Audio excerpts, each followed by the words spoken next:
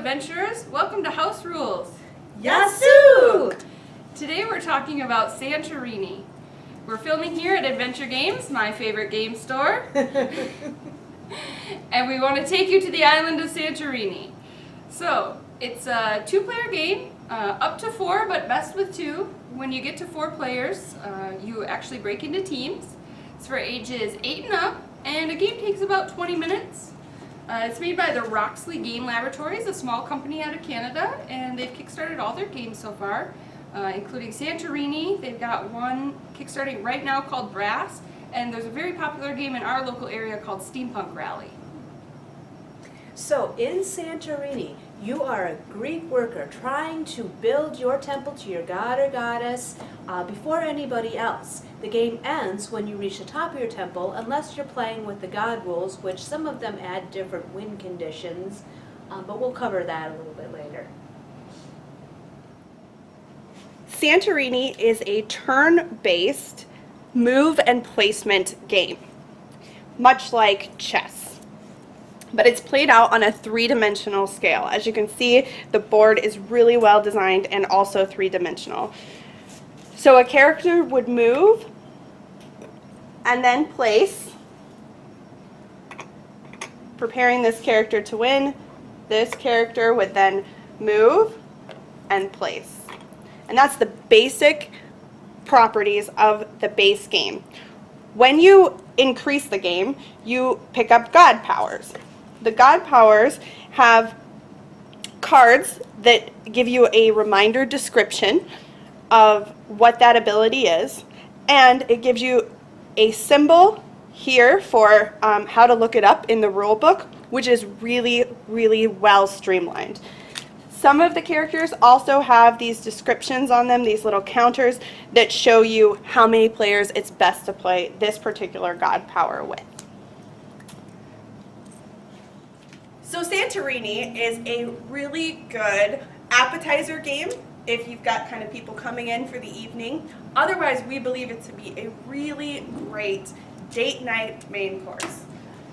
So we think you can pretty much play with anyone. It says 8 and up, but we believe that if you can play checkers, so maybe 5 and up, if you can play checkers, you can play this game, at least certainly at the base game without the god rules.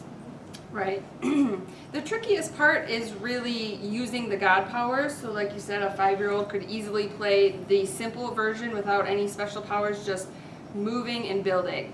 And so I think this game is really deceptively simple. You move and you build. You can build anywhere, any square touching you. So then your opponent moves and builds. And it's very simple, but the strategy comes in later when you add the god powers, or if you're trying to keep an eye on what your opponent's doing, especially if you're playing with 3 players. When you get to 4, you break into teams, so then your teammates have to kind of work together, and you get different god powers. I love this game. Right off the bat, 5. If I could give it more than a 5, I would give it more than 5. 5 plus. It's on my wedding registry. I love it. I need it. Buy it for me. Oh baby, oh baby, oh baby, please. I love the simple strategy. I love adding the god powers. Because they're so different and the different win conditions, you may think it might be like not as good for you, but you have to adapt your strategy to make it work in there, and it just pushes all of the right buttons. I love it. All right. She loves it. Are you saying, oh baby, baby, oh baby? oh baby? No. Light it on fire!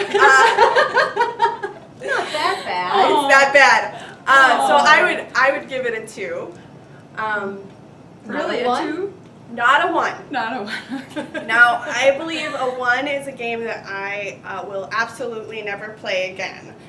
I can be coerced into playing this game, but the main reason it gets a 2 for me is because I do not believe that there are enough games that are exquisitely designed for 2 players, right? So there's a lot of games that say they can play for 2, but they just don't play well with 2. Yeah. This game plays best with 2, but can build up to 4. So that's why it gets a little bit higher than a 1 for me. But overall, I don't like fiddly bits. These ladies know that. I consider fiddly bits to be parts of a game that are like pieces that are tactilely unnecessary. So for me, there's look at all the things. Yeah. There's all the things. They're so cute. And it is well designed, and it was designed by a mathematician. So I think in general, but I don't like that they're different sizes. I wish they were different colors, and for me, it frustrates me. And I'm also I need a little more luck in my games for me to like them. This is pure strategy. It's awesome. So we got 2 opposite ends of the spectrum here. Naomi loves it. Rose, I don't want to say hates it, but she hates it. I lean more towards Naomi's side. I'm going to give it a 4. It's not quite a 5 for me, but I love the strategy. I love that you can build not only across but upwards. There's not a lot of games that really offer that. I love the gods. I love the artwork because they've got this chibi artwork with these giant heads and these giant eyes and these little bitty bodies, and it's just so cute. I love it. I think it's adorable. The game is really well designed. I like the pieces. I used to think that I wanted it to be more colorful, and why are there all these pristine white buildings with these little blue caps on them? That doesn't exist. So I researched Santorini a little bit, and this is pretty much exactly what the island looks like. You know, it's not square, but it's... And the lines. You're right, but their buildings are white with these bright blue caps, and so I think it really captures that. I think the game's got great replayability. Oops. Fiddly bits. See? So it's got great replayability. I know Rose thinks the game is a little bit unbalanced, or a lot unbalanced. I think that the god powers are not well balanced at all. I think some of them are really dinky and some of them are really powerful, right?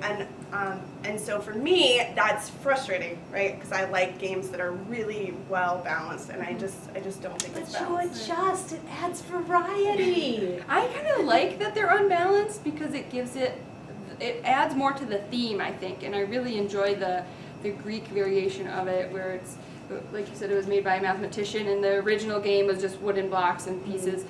This really adds a lot more dimension to it, and having the different gods that are unbalanced seems more realistic according to Greek mythology. So it's a 4 for me. 5 from Rose. Let us know what you think about Santorini in the comments below. Make sure you subscribe to our videos, and we'll see you next time. Bye. Okay.